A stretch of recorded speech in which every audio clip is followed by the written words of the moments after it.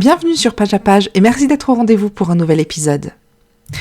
Le recueil Pour la liberté de Miguel Hernández est une œuvre profondément engagée qui témoigne de la lutte pour la dignité humaine et la justice. À travers ses poèmes, l'auteur exprime avec intensité les souffrances, les espoirs et la résistance d'un peuple confronté à l'oppression.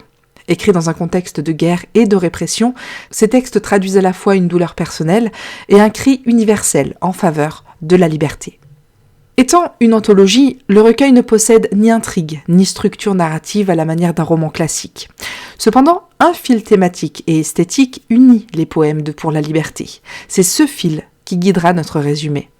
Naturellement, le texte central est Pour la liberté, l'un des poèmes les plus célèbres et les plus appréciés de Miguel Hernández. Ce poème célèbre la défense de la liberté, une défense pour laquelle le poète est prêt à donner corps et âme. Bien entendu, l'œuvre doit aussi être comprise dans le contexte de sa création. La guerre civile espagnole, période où les valeurs démocratiques et républicaines étaient menacées, puis anéanties par le régime fasciste. Cette ode à la liberté, tantôt exprimée avec optimisme et espoir, tantôt avec pessimisme et impuissance, imprègne l'ensemble des poèmes de l'anthologie. L'intimité qui caractérise les poèmes de Miguel Hernández sur l'amour, la nature et la mort est palpable. On retrouve ainsi dans son œuvre des poèmes essentiels, tels que L'éclair incessant, Berceuse d'oignons et faim.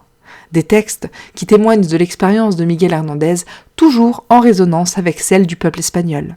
L'importance finalement de cette anthologie réside dans le fait que les poèmes choisis et leur agencement nous permettent de voyager à travers la littérature et la vie de leur auteur. De sa passion pour la vie à sa vision pessimiste, toujours empreinte de résilience, c'est un aperçu du monde qu'il a contemplé avant sa mort.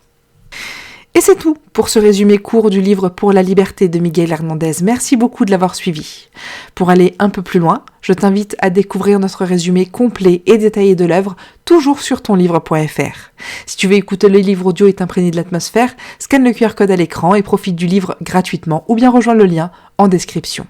Et si tu as aimé ce programme, n'hésite pas à nous laisser la meilleure note et à t'abonner pour accéder à tous nos futurs épisodes. À très vite!